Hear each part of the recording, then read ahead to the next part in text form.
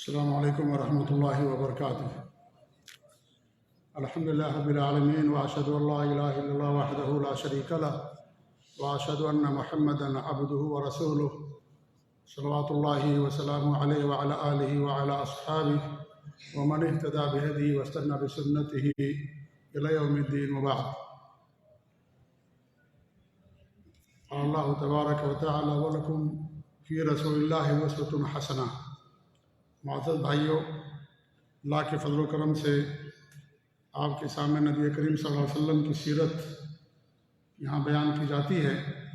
گزشتہ درس میں نے بات آپ لوگوں کے سامنے بیان کیا تھا کہ جب صلح حدیبیہ ہوئی تو آپ نے اس کا فائدہ اٹھاتے ہوئے جو اس زمانے کے بادشاہ تھے، عمرا تھے، حاکم تھے، کچھ لوگوں کے پاس آپ نے خطوط لکھے، کیونکہ 10 سال کے لیے جنگ بندی کا اعلان ہو گیا تھا کہ قریش میں اور نبی صلی اللہ علیہ وسلم کے درمیان 10 سالوں تک جنگ نہیں ہوگی، تو آپ نے اس کا فائدہ اٹھاتے ہوئے بادشاہوں کو خطوط لکھے تھے۔ 4-5 بادشاہوں کا ذکر آپ کے سامنے ہوا تھا۔ آج کے درس میں مزید کچھ بادشاہوں کا ذکر ہم کریں گے کہ جن کے پاس آپ نے خطوط لکھے تھے۔ انہی میں سے بحرین کے حاکم تھے جن کا نام تھا اس زمانے میں منذر بن ساوی۔ آپ نے بھی ان کے نام خط لکھا اور اس خط کو علا بن حضرمی رضی اللہ تعالیٰ عنہ کی بدست روانہ فرمایا۔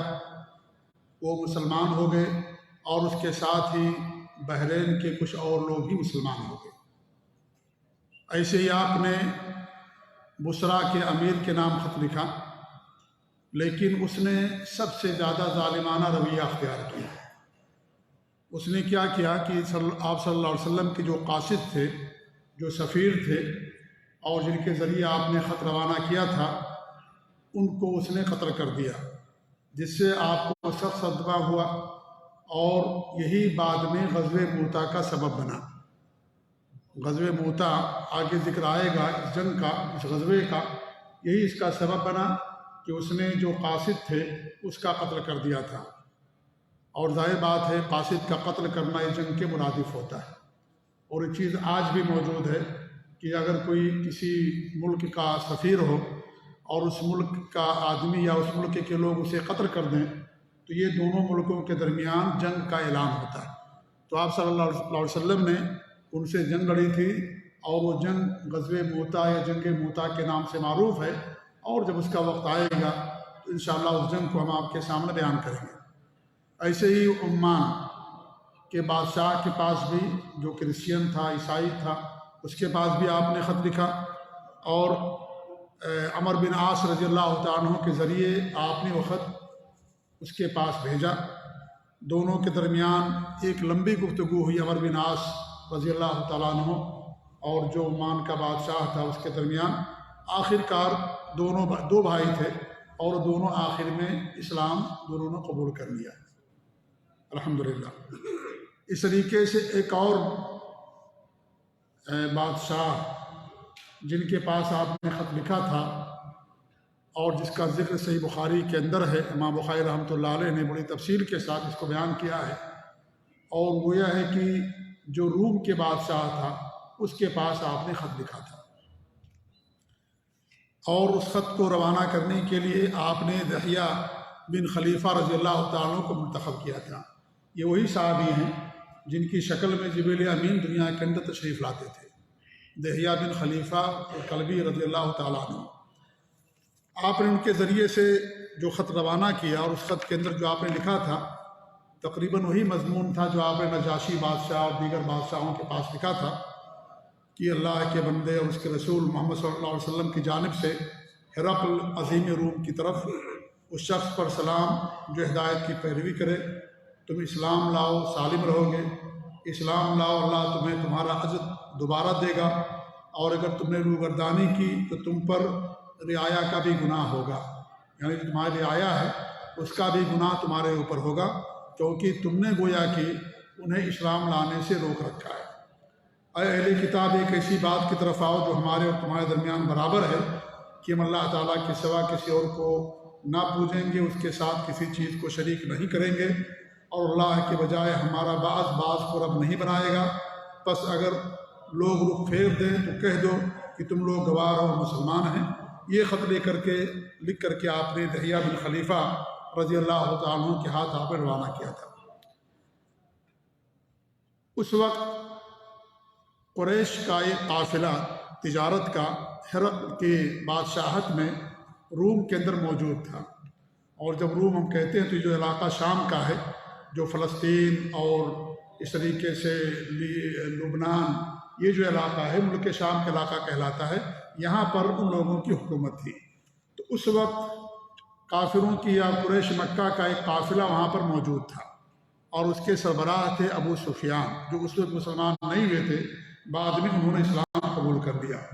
جب یہ خط بادشاہ کے پاس پہنچتا ہے تو اس نے لوگوں سے پوچھا کہ کیا ہمارے ملک میں اس علاقے کے کچھ لوگ موجود ہیں؟ تو لوگوں نے کہا کہ ہاں، ایک قافلہ ملک یعنی عراق کیا نام ہے مکہ سے یا قریش کی طرف سے ایک قافلہ آیا ہوا ہے، اور جو اس وقت یہاں پر موجود ہے۔ تو آپ نے اس قافلے کو بلایا اور ان میں سے پوچھا کہ تم میں سب سے زیادہ کون ہے جو نبی اکرم صلی اللہ علیہ وسلم سے نسب کے لحاظ سے قریب ہے؟ ابو سفیان نے کہا کہ میں، کیونکہ انہی کے خاندان سے تھے ابو سفیان، بعد میں انہوں نے اسلام قبول کیا۔ تو پھر ابو سفیان کو انہوں نے بلایا اور کہا کہ جو ہے میں تم سے کچھ سوال کرنا چاہتا ہوں، اور تم اس سوال کا صحیح سچائی کے ساتھ جواب دینا۔ جو اس نے سوال کیا بڑے قیمتی سوالات تھے، میں چاہتا ہوں، اور یہ ساری باتیں صحیح بخاری کے اندر موجود ہیں، میں چاہتا ہوں کہ پورا جو اس نے سوال کیا اور سوال کے بعد جو اس نے نتیجہ نکالا، پوری بات ہم آپ کے سامنے بیان کر دیں، کیونکہ اس کے اندر ہمارے لیے بہت بڑا درس ہے، بہت بڑی عبرت اور نصیحت ہے۔ اور اس نے ترجمان رکھا، کیونکہ اسے عربی زبان نہیں آتی تھی، تو ترجمان رکھا، اور اس ترجمان کے ذریعے سے پوری بات اس تک منتقل ہوتی تھی۔ اور یہ ابو سفیان رضی اللہ تعالیٰ عنہ نے جب بعد میں اسلام قبول کر لیا تو انہوں نے عبداللہ بن عباس سے پورا واقعہ بیان کیا، اور عبداللہ بن عباس نے یہ پوری حدیث بیان کی جو صحیح بخاری کے اندر موجود ہے۔ ابو سفیان کہتے ہیں کہ اس نے جو سب سے پہلے مجھ سے سوال کیا وہ یہ تھا کہ وہ اونچے نسب والا ہے، یعنی محمد صلی اللہ علیہ وسلم اونچے نسب والے ہیں؟ اس نے سوال کیا تو کہتے ہیں کہ ہاں، وہ اونچے نسب والے ہیں۔ پھر ہرقل نے کہا تو کیا ایسی بات اس سے پہلے بھی تم میں سے کسی نے کہی تھی؟ مکہ کے کسی فرد نے یا قریش کے کسی فرد نے کوئی ایسی بات پہلے کہی تھی؟ تو ابو سفیان کہتے ہیں میں نے کہا کہ نہیں۔ ہرقل نے کہا کیا اس کے باپ دادا میں سے کوئی بادشاہ گزرا ہے؟ تو وہ کہتے ہیں کہ میں نے کہا کہ نہیں۔ ہرقل نے پھر سوال کیا اچھا، تو بڑے لوگوں نے اس کی پیروی کی یا کمزوروں نے؟ کن لوگوں نے اسلام قبول کیا ہے، بڑے لوگوں نے یا کمزور لوگوں نے اسلام قبول کیا ہے؟ تو وہ کہتے ہیں کہ میں نے کہا کمزوروں نے اسلام قبول کیا ہے۔ ہرقل نے پھر سوال کیا یہ لوگ بڑھ رہے ہیں یا گھٹ رہے ہیں؟ تو کہتے ہیں میں نے کہا نہیں، بڑھ رہے ہیں، لوگ تعداد میں اضافہ ہو رہا ہے۔ دیکھیں یہ غیر مسلم ہیں لیکن سچ بول رہے ہیں، کیونکہ اگرچہ مسلمان نہیں تھے لیکن کچھ ان کے اندر خصلتیں تھیں جو بڑی اونچی خصلتیں تھیں، انہی میں سے سچائی کہ لوگ جھوٹ نہیں بولتے تھے، مہمان نوازی کرتے تھے، وعدہ خلافی نہیں کرتے تھے، یہ ساری خصلتیں ان کے اندر موجود تھیں۔ تو وہ بھی سچ سارے سوالوں کا جواب دے رہے تھے، لیکن سب سے بڑی سچائی یہ ہے کہ انسان اللہ تعالیٰ کے ساتھ سچا ہو، اللہ پر سچا ایمان ہو۔ یہ سب سے بڑی سچائی ہے کہ انسان لوگوں کے ساتھ اگر سچ بولتا ہے لیکن رب کے ساتھ سچ نہیں بولتا، اور رب پر اس کا ایمان نہیں ہے، توحید نہیں ہے، تو دنیا والوں کے ساتھ سچائی کا کوئی فائدہ نہیں ہوگا۔ دنیا والوں کے ساتھ، بندوں کے ساتھ سچائی کا فائدہ اسی وقت ہوگا جب انسان اللہ رب العالمین کے ساتھ سچا ہو، اللہ پر اس کا صحیح ایمان ہو، اللہ کے بعد میں کسی کو شریک نہ کرے، اللہ پر خالص ایمان ہو، تبھی جا کر کے لوگوں اور بندوں کے ساتھ سچائی کا اس کو فائدہ ہوگا۔ بہرحال وہ سچ بول رہے تھے، صحیح سے جواب دے رہے تھے۔ ہرقل نے پھر سوال کیا کیا اس دین میں داخل ہونے کے بعد کوئی شخص اس دین سے مرتد بھی ہو جاتا ہے؟ تو کہتے میں نے کہا کہ نہیں، ابھی تک تو کوئی نہیں ہوا، کوئی مرتد نہیں ہوتا ہے۔ ہرقل نے کہا کہ اس نے جو بات کہی ہے کیا اسے کہنے سے پہلے تم لوگ اس کو جھوٹ سے متہم کرتے تھے؟ یعنی کبھی کیا اس نے تم سے جھوٹ بولا؟ کیا تم اسے یعنی جھوٹا سمجھتے تھے؟ تو وہ کہتے ہیں کہ میں نے کہا کہ نہیں۔ پھر ہرقل نے سوال کیا کیا وہ بدعہدی بھی کرتا ہے؟ تو میں نے کہا کہ نہیں، البتہ ہم لوگ اس وقت اس کے ساتھ صلح کی ایک مدت گزار رہے ہیں، معلوم نہیں اس میں وہ کیا کرے گا۔ ابو سفیان کہتے ہیں کہ اس فقرے کے سوا مجھے اور کوئی بات گھسیڑنے کا یا کوئی بات اپنی طرف سے کہنے کا موقع نہیں ملا۔ کبھی ہماری ان کے ساتھ عہد چل رہا، ہمارا عہد چل رہا ہے، اب اس میں وہ کیا کریں گے مجھے نہیں معلوم، لیکن ابھی تک انہوں نے کوئی بدعہدی نہیں کی ہے۔ ابو سفیان کہتے ہیں اس سے اور کچھ زیادہ کہنے کے لیے مجھے کوئی موقع نہیں ملا، میں نے صرف اتنا کہا کہ ہمارے ان کے درمیان اس وقت عہد چل رہا ہے، اب وہ انجام تک پہنچے گا کہ نہیں پہنچے گا، کیا ہوگا ہمیں نہیں معلوم، لیکن آج تک انہوں نے کوئی بدعہدی نہیں کی ہے۔ ہرقل نے کہا کیا تم لوگوں نے اس سے جنگ کی ہے؟ تو کہتے ہیں کہ ہاں جنگ ہماری ہوئی ہے۔ پھر اس نے سوال کیا تو تمہاری اس کی جنگ کیسی رہی؟ تو حضرت ابو سفیان کہتے ہیں میں نے کہا کہ جنگ ہم دونوں کے درمیان برابر کی چوٹ ہے، کبھی ہم اسے تکلیف پہنچاتے ہیں، کبھی وہ ہمیں تکلیف پہنچاتا ہے، کبھی ہم جیتتے ہیں کبھی وہ جیتتے ہیں۔ ہرقل نے کہا وہ تمہیں کن باتوں کا حکم دیتا ہے؟ تو میں نے کہا وہ کہتا صرف اللہ کی بات کرو، اس کے ساتھ کسی چیز کو شریک نہ کرو، تمہارے باپ دادا جو کہتے تھے اسے چھوڑ دو، اور وہ ہمیں نماز کی، سچائی کی، پرہیزگاری کی، پاک دامنی کی اور قرابت داروں کے ساتھ حسن سلوک کا حکم دیتا ہے۔ یعنی اس نے سوال کیا کہ وہ تمہیں کن باتوں کا حکم دیتا ہے؟ تو سب سے پہلی بات توحید، خالص اللہ کی بات کرنا، اللہ تعالیٰ کے ساتھ شرک نہ کرنا، باپ دادا کے دین کو چھوڑ دو، تم جو تمہارے باپ دادا نے دین اختیار کر رکھا ہے، شرک وہ دین چھوڑ دو، اور سچائی کی تعلیم دیتے ہیں، پرہیزگاری کی، پاک دامنی کی، قرابت داروں کے ساتھ حسن سلوک کی، ان تمام چیزوں کی تعلیم دیتے ہیں۔ اس کے بعد ہرقل نے اپنے ترجمان سے کہا کہ تم اس شخص سے کہو کہ میں نے تم سے اس شخص کا نسب پوچھا تو تم نے بتایا کہ اونچے نسب کا ہے، اور دستور یہی ہے کہ پیغمبر اور نبی اپنی قوم کے اونچے نسب میں سے بھیج جاتے ہیں، اور میں نے دریافت کیا کہ کیا یہ بات اس سے پہلے بھی تم میں سے کسی نے کہی تھی؟ تم نے کہا کہ نہیں۔ تو میں کہتا ہوں کہ اگر یہ بات اس سے پہلے کسی اور نے کہی ہوتی تو میں یہ کہتا کہ یہ شخص ایک ایسی بات کی نقالی کر رہا ہے جو اس سے پہلے کہی جا چکی ہے، یعنی وہ بھی بڑا بننا چاہتا ہے اور اس سے پہلے بات کہی جا چکی ہے، اس کی نقالی کر رہا، اس کی تقلید کر رہا ہے۔ تو میں یہ جواب یہ کہتا، یہ میں سمجھتا، اور میں نے دریافت کیا کہ کیا اس کے باپ داداؤں میں سے کوئی بادشاہ گزرا ہے؟ تم نے بتلایا کہ نہیں۔ تو میں کہتا ہوں کہ اگر اس کے باپ داداؤں میں سے کوئی بادشاہ گزرا ہوتا تو میں کہتا کہ ایک شخص اپنے باپ کی بادشاہت کا طالب ہے، یعنی بادشاہ بننے کے لیے ساری چیزیں کر رہا ہے، اپنے بادشاہت کو واپس لینے کے لیے، آبادات کی جو بادشاہت تھی اسے واپس لینے کے لیے کر رہا ہے، لیکن تم نے یہ کہا کہ اس کے باپ دادا میں سے کوئی بھی بادشاہ نہیں گزرا ہے۔ اور میں نے یہ دریافت کیا کہ کیا جو بات اس نے کہی ہے اسے کہنے سے پہلے تم لوگ اسے جھوٹ بولنے سے متہم کرتے تھے؟ تو تم نے بتایا کہ نہیں، اور میں اچھی طرح جانتا ہوں کہ ایسا نہیں ہو سکتا، کیونکہ وہ لوگوں پر تو جھوٹ نہ بولے اور اللہ پر جھوٹ بولے، ایسا کیسے ہو سکتا ہے؟ جب وہ لوگوں کے ساتھ جھوٹ نہیں بولتا، کبھی نہیں بولا، تو اللہ رب العالمین جو سب کا خالق اور مالک ہے اس کے ساتھ کیسے جھوٹ بول سکتا ہے؟ وہ کہتا ہے کہ میرے پاس اللہ کا پیغام آتا ہے، اللہ کی وحی آتی ہے، اللہ نے قرآن نازل کیا، احکام نازل کیے۔ تو جب وہ بندوں کے ساتھ، لوگوں کے ساتھ جھوٹ نہیں بولتا ہے تو اللہ جو سب کا خالق ہے، سب سے بڑی ذات ہے، اس کے ساتھ وہ جھوٹ کیسے بول سکتا ہے؟ میں نے یہ بھی دریافت کیا کہ بڑے لوگ اس کی پیروی کر رہے ہیں یا کمزور لوگ؟ تو تم نے یہ جواب دیا کہ کمزوروں نے اس کی پیروی کی ہے، اور حقیقت یہی ہے کہ یہی لوگ پیغمبروں کے پیروکار ہوتے ہیں، اور شروع میں یہی ہوتا ہے، شروع میں یہی ہوتا ہے کہ جب یعنی جو کمزور لوگ ہوتے ہیں وہی اس کو قبول کرتے ہیں۔ میں نے پوچھا کیا اس دین میں داخل ہونے کے بعد کوئی شخص مرتد بھی ہوا ہے؟ تو تم نے کہا کہ نہیں۔ تو کہتا کہ حقیقت یہی ہے کہ ایمان کی بشاشت اور اس کی مٹھاس جب دلوں میں گھس جاتی ہے تو ایسا ہی ہوتا ہے، کوئی اس کو چھوڑتا نہیں ہے۔ اس لیے ہمارے نبی صلی اللہ علیہ وسلم نے صلح حدیبیہ میں اس بند کو آپ نے قبول کر لیا کہ جو بھی قریش میں سے مسلمان ہو کر کے ہمارے پاس آئے گا ہم اسے تمہارے حوالے کر دیں گے، لیکن جو ہم میں سے مرتد ہوگا تم اسے ہمارے حوالے نہیں کرو گے، کیونکہ آپ کو یقین تھا کہ دین اسلام لانے کے بعد کوئی مرتد نہیں ہوگا۔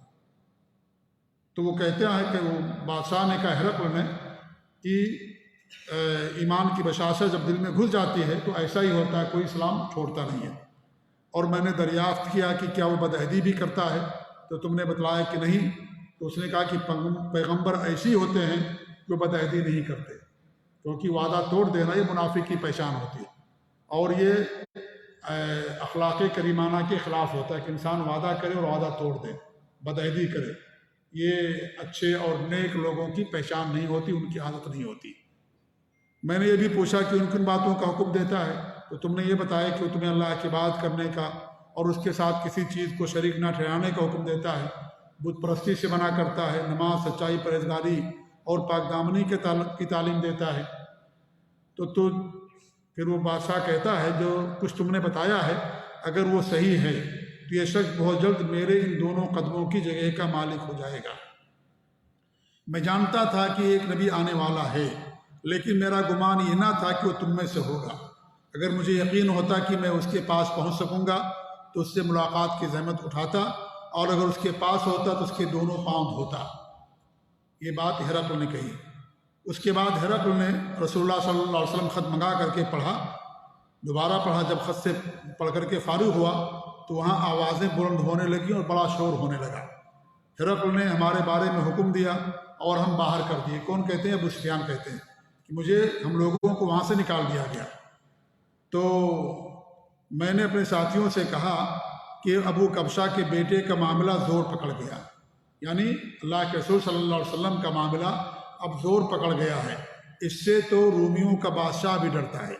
اس کے بعد مجھے برابر یقین رہا کہ رسول اللہ صلی اللہ علیہ وسلم کا دین غالب آ کر کے رہے گا، یہاں تک کہ اللہ نے میرے اندر اسلام کو جاگوزی کر دیا۔ کون کہتے ہیں؟ ابو سفیان رضی اللہ عنہ کہتے ہیں کہ جب اس بادشاہ نے بات کہی کہ یہ میرے دو قدموں کے نیچے زمین ہے، سب کا یہ مالک ہوگا، یعنی سب لوگ اسلام کے داخل ہوں گے، تو مجھے یقین ہو گیا کہ اللہ کے رسول کا یہ دین غالب ہو کر کے رہے گا، یہاں تک کہ اللہ رب العالمین نے میرے اندر اسلام کو جاگوزی کر دیا۔ یہ اس بادشاہ پر نبی صلی اللہ علیہ وسلم کے نام مبارک کا آپ کے خط کا اثر تھا، جس کا مشاہدہ ابو سفیان نے کیا۔ دوسرا اثر یہ ہوا کہ اس نے دہیہ کلبی رضی اللہ تعالیٰ عنہ کو مال اور کچھ کپڑے وغیرہ سے نوازا، اور اس کے بعد انہیں ان کے وہاں سے واپس کر دیا۔ اسلام تو قبول نہیں کیا اس نے، اسلام قبول نہیں کیا، بادشاہ تھا، کیونکہ بادشاہت چھوڑ دینا یہ بہت بڑی رکاوٹ ہوتی ہے، اور بہت کم لوگ ایسے ہوتے ہیں جو جاہ و منصب کو چھوڑ کر کے حق کی بات کو قبول کر لیں۔ جو انسان جتنا زیادہ اونچے منصب پر چلا جاتا ہے اس کے لیے نکلنا بہت مشکل ہو جاتا ہے۔ جی ہاں، اب آپ بھی دیکھ لیں، جو بدعات کے اندر، شرک کے اندر غرق ہو اور اس کا نام ہو، اس کا چرچا ہو اور بڑے علماء میں شمار ہوتا ہو، تو ایسے لوگوں کو بہت ساری چیزوں کی رکاوٹیں ان کے قدموں کے اندر آ جاتی ہیں۔ لیکن ایک آدمی، اس کے پاس کوئی منصب نہیں ہے، ایک عام انسان ہے، اس کے حق ملتا وہ فوراً قبول کر لیتا ہے۔